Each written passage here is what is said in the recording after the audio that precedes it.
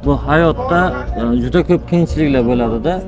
Keling, ko'pchilik uchun qiziq, sizni eng hayotingizda qiyin damlaringizdan bittasini aytib bersangiz. Shu eng meni qiyin davrim bilib olinglar, erkak kishining eng yomon dardi ishsizlik bo'ladi. Tushunib olinglar, ko'p insonlar ishsiz o'tirib qoladi-ku. Bu eng yomon narsa. Odam o'zini o'zi yeydi. Men umrim bo'yi ishlaganman, 8 yoshimda mehnat qilganman. Umrimda 5 oy dam olmaganman.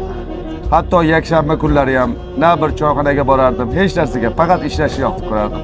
Bu ham rahmatli aytgan ekanlar. Erkak kishi faqat 2 metr joyda dam oladi. Men ishsiz bo'lib qoldim.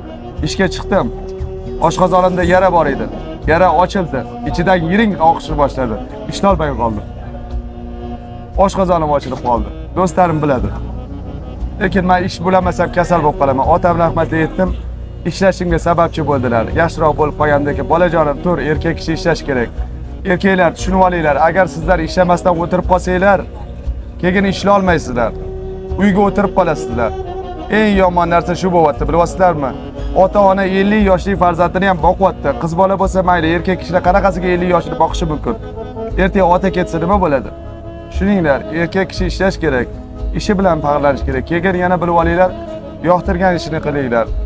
Oylik kechqurun bo'zmanglar. Yoqtirgan ishni qilsangiz yashaysiz. Bir o'ris ayol borda, kuyovim arzimagan pul ishlaydi deydi.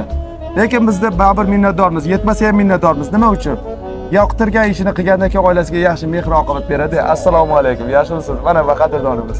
Yaxshi yoqtirgan ishni mehr oqibat beradi. Nimaga kerak bor? Katta pul ishlab topdi-da, oilasiga mehr bermayapti.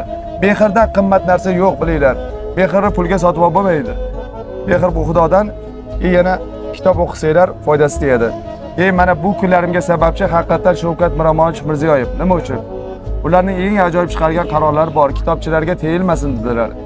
Bundan buyuk qaror yo'q. Yana bir aytdilar, uyg'oninglar dedilar. Kutubxonalar ochilyapti. Bilib olinglar, kutubxona buyuk ne'mat. Mana bugun hikmatda har bir hayot o'zi. Mahalladan o'tib kelyapman, kutubxonachi ayol ko'rib qoldi. Bu yoq teparog'ida. Qarasam Bunyodkor degan kutubxona bor ekan. Chiroyli ichlar to'lib ko'rib, bir anjorli bir ayol bor ekan, Shahlo degan ayol. Ay eshitmagan edim, kitob orqali bilib qoldim. O'zini oldidan 105 ga yaqin kutubxona qilgan ekan. Mana shunaqa insonlarni qadrlaylik. Shu insonlarni topinglar, qishloqlarda kutubxonalar tashkil qilinsin. Odamlar kirishsin. Pulinglar boringlar, kutubxona tashkil qilinglar. Jamiyat uyg'onadi. Ilmli insonlar ko'paysa, davlat rivojlanishi uchun bilib olinglar, olimlar kerak bo'ladi, ustozlar kerak bo'ladi, shoirlar, yozuvchilar, fantast yozuvchilar kerak bo'ladi. Fantast yozuvchilar nima uchun? Jules Verne Yevropani yuksalishiga sababchi bo'ldi. U kemalarni yozib berdi, odamlar ixtiro qilishdi. Bunda ijtimoiy tarmoqlarda juda ham ko'plab muhokamalarga sababchi bo'ldingiz. Bir magazinchidan so'rayapman-da, taniysizmi Xayrullo akani deyapman.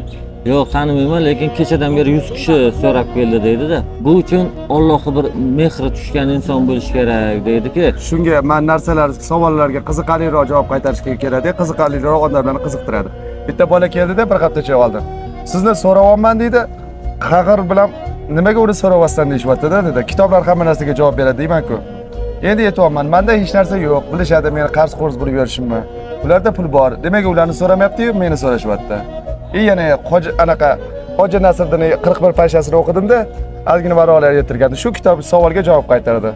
Hoji Nasriddin eshitgan bo'lsanglar, bir insonlarga dalasini sug'artirib oladi. Anaqa teshigi bo'ladi, yerimni beraman deydi, ular ishqiboz bo'lib uni sug'arib berishadi. O'sha yerda boyi bir gapiradigan gapi bor. Bu qanday adolatsizlik?